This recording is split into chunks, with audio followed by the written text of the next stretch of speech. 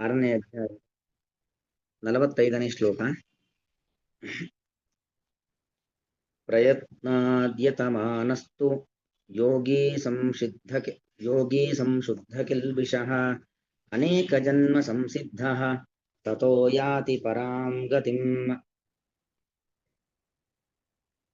ಪ್ರಯತ್ನಾತ್ ಯತಮಾನಃ ತು ಯೋಗಿ ಸಂಶುದ್ಧ ಕಿಲ್ಬಿಷಃ ಅನೇಕ ಜನ್ಮ ಸಂಸಿದ್ಧಃ ತತಃ ಯಾತಿ ಪರಾಂ ಗತಿಂ.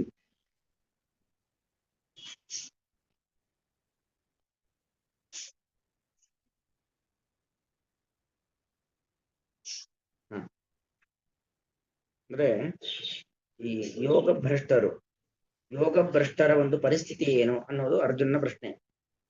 ಅಪ್ರಾಪ್ಯ ಯೋಗ ಸಂಸಿದ್ಧಿಂ ಕಾಮಗತಿಂ ಕೃಷ್ಣ ಗಚ್ಚತಿ ಅಂತ ಮೊದಲು ಪ್ರಶ್ನೆ ಮಾಡಿದ್ದು. ಅಂದ್ರೆ ಸಾಧನಾ ಮಾರ್ಗದಲ್ಲಿ ಪೂರ್ತಿ ಸಾಧನೆ ಮಾಡದೇನೆ ಯಾರು ಸಾಧನೆಯಿಂದ ಭ್ರಷ್ಟರಾಗಿದ್ದಾರೋ ಅವರ ಪರಿಸ್ಥಿತಿ ಏನು ಅಂತ ಪ್ರಶ್ನೆ. ಅದಕ್ಕೆ ಕೃಷ್ಣ ಉತ್ತರವನ್ನ ಕೊಡ್ತಾ ಇದ್ದಾನೆ. ಅಥವಾ ಈ ಹಿಂದೆ ಬಂತು, ಜಿಜ್ಞಾಸುರಪಿ ಯೋಗಸ್ಯ ಶಬ್ದ ಬ್ರಹ್ಮಾತಿ ವರ್ತತೆ. ಅಂದ್ರೆ ಜಿಜ್ಞಾಸು ಶಬ್ದಕರ್ತ ಏನು? ಜ್ಞಾತುಮಿಚ್ಛುಹು ಜಿಜ್ಞಾಸುಹು, ದೇವರನ್ನ ತಿಳಿಬೇಕು ಎಂಬ ಇಚ್ಛೆ ಇದ್ದವನು ಅವನು ಜಿಜ್ಞಾಸು. ಅವನು ಶಬ್ದ ಬ್ರಹ್ಮ ಅಧಿವರ್ತತೆ, ಶಬ್ದ ಬ್ರಹ್ಮನನ್ನ ಮೀರಿ ನಿಲ್ಲುತ್ತಾನೆ ಎಂಬತಕ್ಕಂಥ ಒಂದು ವಿಚಾರ ಬಂದಿತ್ತು. ಶಬ್ದ ಬ್ರಹ್ಮ ಅತಿವರ್ತತೆ. ಶಬ್ದ ಬ್ರಹ್ಮ ಅಂದ್ರೆ ಯಾರು? ಶಬ್ದ ಪ್ರತಿಪಾದ್ಯನಾಗಿರತಕ್ಕಂಥ ಚತುರ್ಮುಖ ಬ್ರಹ್ಮದೇವರು.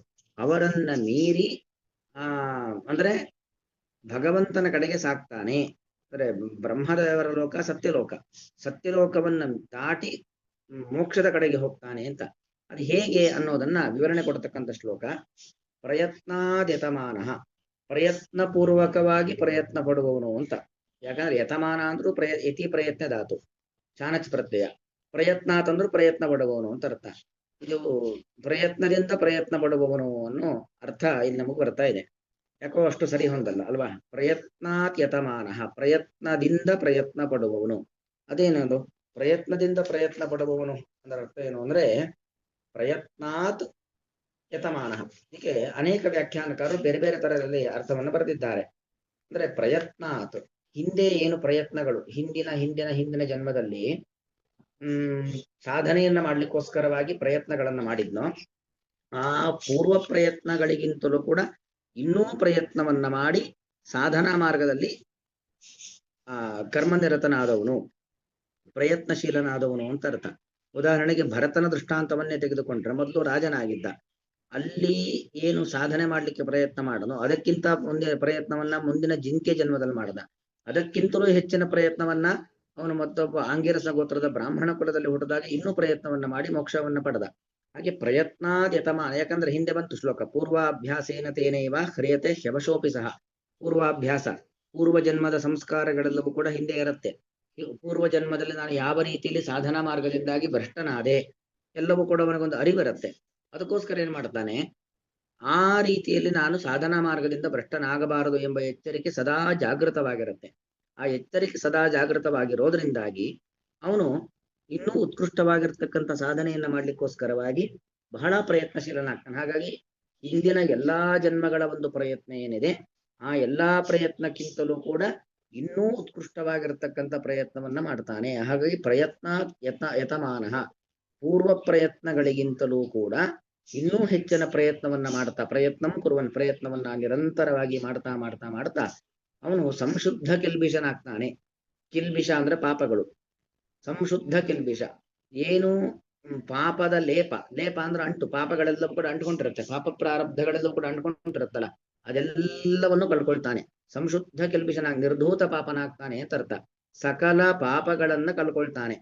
ಅದು ಒಂದು ಜನ್ಮದಲ್ಲಾಗುವಂಥದ್ದಲ್ಲ. ಯಾಕಂದ್ರೆ ಮುಕ್ತಿಯ ಕಡೆಗೆ ಸಾಗಬೇಕು ಅಂತಾದ್ರೆ ಎಲ್ಲ ರೀತಿಯಾಗಿರ್ತಕ್ಕಂಥ ಕರ್ಮಗಳ ಬಂಧನ, ಸಂಚಿತ ಕರ್ಮ, ಆಗಾಮಿ ಕರ್ಮ, ಪ್ರಾರಬ್ಧ ಕರ್ಮ, ಇದೆಲ್ಲವೂ ಕೂಡ ಪರಿಪೂರ್ಣವಾಗಿ ಕಳೆದಿರಬೇಕು. ಅದು ಒಂದು ಜನ್ಮದಲ್ಲಾಗುವಂಥದ್ದಲ್ಲ. ಅನೇಕ ಜನ್ಮ ಸಂಸಿದ್ಧ, ಅನೇಕ ಜನ್ಮಗಳಿಂದಾಗಿ ಸಂಸಿದ್ಧಿಯನ್ನ ಪಡೆದವನಾಗಿ ತತಃ ಪರಾಂ ಗತಿಂ ಯಾತಿ. ತದನಂತರದಲ್ಲಿ ಆ ಯೋಗಿ ಅಂತ ಹೇಳಿದ್ರೆ ಸಾಧನೆಯನ್ನ ಮಾಡಿರ್ತಕ್ಕಂಥ ವ್ಯಕ್ತಿ, ಭಗವಂತನನ್ನ ಸಾಕ್ಷಾತ್ಕರಿಸಿಕೊಂಡಿರ್ತಕ್ಕಂಥ ವ್ಯಕ್ತಿ ಮುಕ್ತಿಯ ಕಡೆಗೆ ಸಾಕ್ತಾನೆ. ಅಲ್ಲಿಗೆ ನೋಡಿ, ಹಿಂದಿಂದೆಲ್ಲ ನಾವು ಯೋಚನೆ ಮಾಡ್ತಾ ಬಂದ್ರೆ ಪೂರ್ವ ಜನ್ಮದ ಸಂಸ್ಕಾರ ನಮ್ಮಲ್ಲಿ ಹಾಗೆ ಇರುತ್ತೆ. ಆ ಪೂರ್ವ ಜನ್ಮದ ಸಂಸ್ಕಾರ ಇದ್ದದರಿಂದಾಗಿ ಅದೇ ನಮ್ಮನ್ನ ಆಕರ್ಷಣೆ ಮಾಡತ್ತೆ.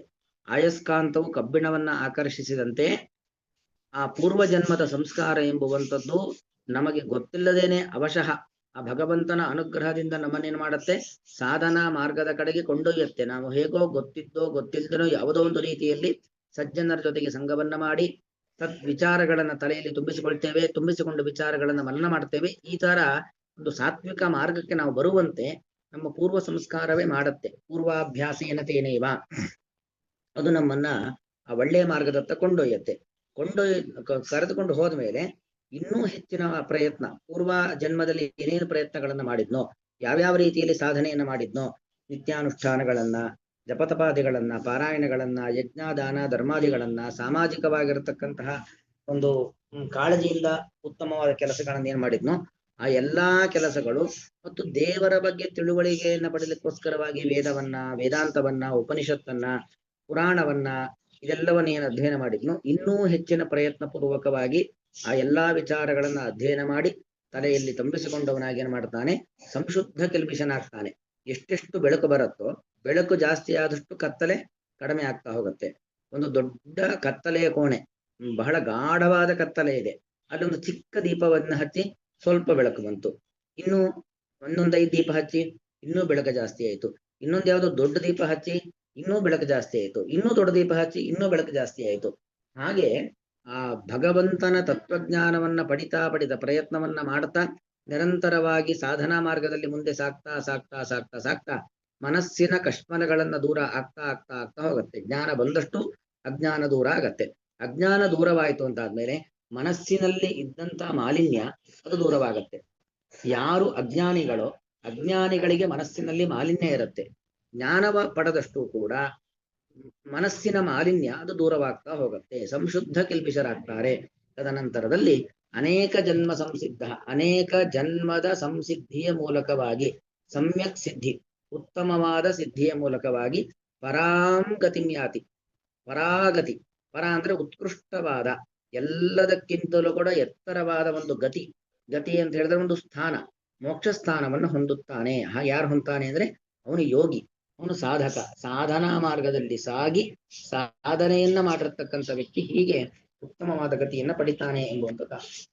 ಇದನ್ನ ನಾರದ ಪುರಾಣದ ಮಾತನ್ನು ಕೂಡ ಆಚಾರ್ಯರು ತಮ್ಮ ಭಾಷ್ಯದಲ್ಲಿ ಉಲ್ಲೇಖ ಮಾಡ್ತಾರೆ.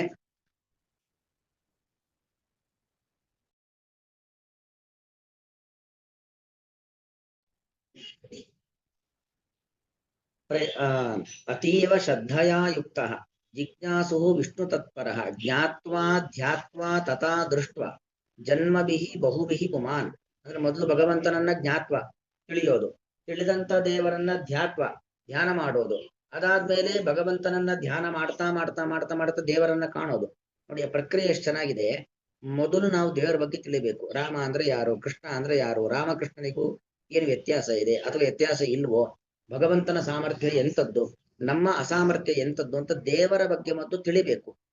ತಿಳಿದ ಮೇಲೆ ಆ ಶಾಸ್ತ್ರವನ್ನ ಪುರಾಣವನ್ನೆಲ್ಲ ಓದಿ ಅಥವಾ ಕೇಳಿಸ್ಕೊಂಡು ತಿಳಿಬೇಕು. ತಿಳಿದಂತ ಭಗವಂತನ ಬಗ್ಗೆ ಧ್ಯಾನ ಮಾಡಬೇಕು. ಧ್ಯಾನ ಮಾಡ್ತಾ ಮಾಡ್ತಾ ಮಾಡ್ತಾ ಮಾಡ್ತಾ ಮಾಡ್ತಾ ನಮ್ಮ ಮನಸ್ಸೆಲ್ಲವೂ ಕೂಡ ನಿರ್ಮಲವಾಗತ್ತೆ. ಮನಸ್ಸು ನಿರ್ಮಲವಾಯಿತು ಅಂತಾದಾಗ ಆ ಭಗವಂತನನ್ನ ಕಾಣ್ಲಿಕ್ಕಾಗತ್ತೆ.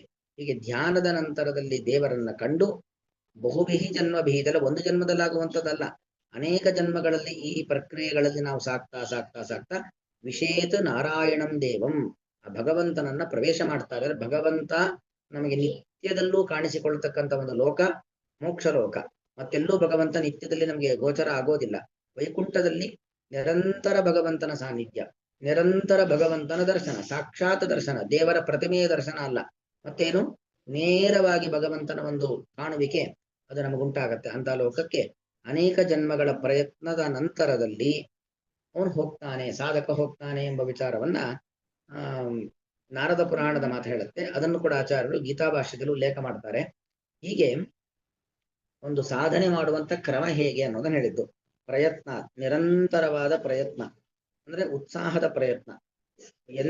ಏನೇ ತೊಂದರೆ ಬರಲಿ, ಯಾವ ತೊಂದರೆಗೂ ಕೂಡ ಕಂಗೆಡದಂತ ಒಂದು ಪ್ರಯತ್ನ, ಅಂದ್ರೆ ಹಿಡಿದ ಕೆಲಸವನ್ನ ಬಿಡೋದೇ ಇಲ್ಲ ಎಂತಕ್ಕಂತ ಒಂದು ಗಟ್ಟಿತನದಿಂದಾಗಿ. ಯಾಕೆ ಒಳ್ಳೆ ಕೆಲಸ, ಕೆಟ್ಟದ್ದು ಅಂತ ಆದ್ರೆ ಬಿಡಬೇಕು, ಒಳ್ಳೆ ಕೆಲಸ ಅಂತ ಆದ್ರೆ ಅದನ್ನು ಎಷ್ಟೇ ಅಡೆತಡೆಗಳು ತೊಂದರೆಗಳು ಬಂದರೂ ಕೂಡ ನಾವು ಹೇಗೆ ಕೆಟ್ಟದ್ದನ್ನ ಬಿಡಬೇಕು ಹಾಗೆ ಒಳ್ಳೇದು ಅಂತ ಆದ್ರೆ ಅದಕ್ಕೆ ಎಷ್ಟೇ ತೊಂದರೆ ಬಂದರೂ ಕೂಡ ಬಿಡಬಾರದು. ಇದು ಒಳ್ಳೇದು ಹೌದು ಅಲ್ವಾ ಅಂದೇನ ಅಂತ ಅದಕ್ಕೆ ಎಷ್ಟೇ ತೊಂದರೆ ಬರಲಿ ಅಥವಾ ಎಷ್ಟೇ ಜನ್ಮ ದಾಟಿ ಬರಬೇಕಾದ್ರೂ ಕೂಡ ಎಲ್ಲಾ ಜನ್ಮದಲ್ಲೂ ಕೂಡ ನಿರಂತರ ಪ್ರಯತ್ನವನ್ನ ಮಾಡ್ತಾ ಯತಮಾನ ಹತು ಸಾಧನೆಯಲ್ಲಿ ತೊಡಗಿರುವಂತಹ ಜಿಜ್ಞಾಸು ನಿರಂತರವಾಗಿ ಪ್ರಯತ್ನವನ್ನ ಮಾಡತಕ್ಕಂತಹ ಜ್ಞಾನಯೋಗಿ ಧ್ಯಾನ ಯೋಗಿ ಅವನು ಸಂಶುದ್ಧ ಕಿಲ್ಬಿಷಃ ತನ್ನ ಪಾಪಗಳೆಲ್ಲವನ್ನು ಕೂಡ ತೊಳೆದುಕೊಂಡವನಾಗಿ ಅನೇಕ ಜನ್ಮ ಸಂಸಿದ್ಧ ಅನೇಕ ಜನ್ಮಗಳ ಸಾಧನೆಯಿಂದಾಗಿ ಅಪರೋಕ್ಷ ಜ್ಞಾನವನ್ನ ಅಂದ್ರೆ ದೇವರನ್ನ ಸಾಕ್ಷಾತ್ಕರಿಸಿಕೊಂಡು ತತಃ ಆ ಪ್ರಾರಬ್ಧ ಕರ್ಮ ಮುಗಿದ ನಂತರ ಮತ್ತೆ ತತಃ ಅಪರೋಕ್ಷ ಜ್ಞಾನದ ಫಲವಾಗಿ ಪರಾಂಗತಿ ಪ್ರಾರಬ್ಧ ಕರ್ಮ ಪೂರ್ತಿ ಕಳಿಬೇಕು, ಅಪರೋಕ್ಷ ಜ್ಞಾನ ಬಂದಿದೆ. ಅಪರೋಕ್ಷ ಜ್ಞಾನ ಬಂದು ಪ್ರಾರಬ್ಧ ಕರ್ಮವನ್ನೆಲ್ಲ ಪೂರ್ತಿ ಕರಗಿಸಿಕೊಂಡ ನಂತರದಲ್ಲಿ ಪರಾಂಗತಿ ಅತ್ಯುತ್ತಮವಾದ ಗಮ್ಯಸ್ಥಾನ ಸಾಧನೆಯ ತುತ್ತ ತುದಿ. ಯಾಕಂದ್ರೆ ಈ ನಾವು ಮಾಡತಕ್ಕಂಥ ಈಗ ಸಾಧನೆ ಎಂಬ ದೊಡ್ಡ ಪರ್ವತದ ತುದಿಯನ್ನು ಮುಟ್ಟಬೇಕಾದ್ರೆ ಅಲ್ಲಲ್ಲಿ ಮೇಲ್ಮೇಲೆ ಯಾವುದೋ ಒಂದು ಗೋಪುರ ಶಿಖರಗಳಿಗೆ ಹೋಗ್ತಾ ಇರ್ತೇವೆ, ಅದೆಲ್ಲ ಅಲ್ಪ. ಅದೆಲ್ಲವನ್ನು ದಾಟಿ ಸಾಧನೆಯ ತುತ್ತ ತುದಿಯನ್ನ ಅಂದ್ರೆ ಭಗವಂತನನ್ನ ಸೇರುವಿಕೆ, ಆ ಭಗವಂತನನ್ನ ಯಾತಿ ಸೇರುತ್ತಾನೆ. ಪ್ರಯತ್ನಾದ್ಯತಮಾನಸ್ತು ಯೋಗಿ ಸಂಶುದ್ಧ ಕಿಲ್ಬಿಷಃ ಅನೇಕ ಜನ್ಮ ಸಂಸಿದ್ಧ ತಥೋ ಯಾತಿ ಪರಾಂ ಗತಿಂ.